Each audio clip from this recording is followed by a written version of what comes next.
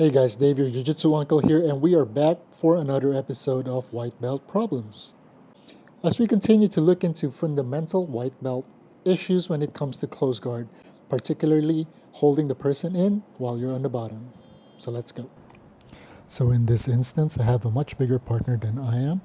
Trying to hold them in a close guard will present a lot of problems, and it will highlight more issues that we all face. So one of the main things that we always miss is that when people say put a person in a closed guard, we rely on keeping that circle close, meaning our focus is really keeping our ankles joined together. And that's not really the most efficient way to hold the person in your guard. The main problem is those are very weak muscles and very weak joints. It doesn't take much for the person to push him down, especially if you can't wrap your legs tightly around the person because he's bigger than you.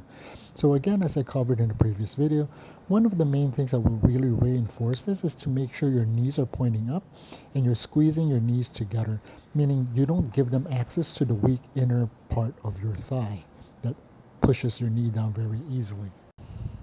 The second most common mistake also is keeping the hips really low. If you're in your closed guard, you want to make sure your hips are touching their hips as much as possible. That means you have to lift your lower back up and make sure your inner thigh and groin area is pretty much in contact to their hip. That allows you to continue being a part of them when they start to move around and trying to break your guard. So being able to keep your hip on the upper thigh or nearer to the hip of the person makes it a lot stronger than if you drop your butt all the way to the floor, and that will also make your ankles not work as much, so you can off balance a person a lot better. And the last is the concept of holding posture. Let's say we are able to break their posture down, and a lot of times we keep our guard low and we try to hold the person's head as tight as possible, but you also realize that as soon as they strip that grip off, it's easy for that person to just posture up because the only thing really holding them down are your hands. So that means you really have to make sure that you use your legs and your arm in unison. So when you break your posture down, you have to transition your legs from holding onto their hips to holding onto their upper body as much as you can. That means climbing your legs all the way up to the armpit as best as you possibly can. Of course, it's not going to be ideal every single time, but just do not leave it by the waist.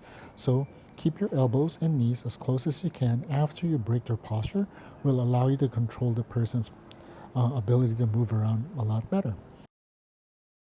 Always try to remember that controlling posture and being able to keep the person in your close guard would require you to make sure that your lower body and upper body are working in unison, supporting your core, and don't just rely on your ankles or your hands to keep the person inside your guard.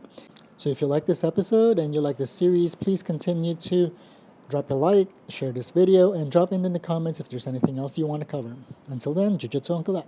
See ya.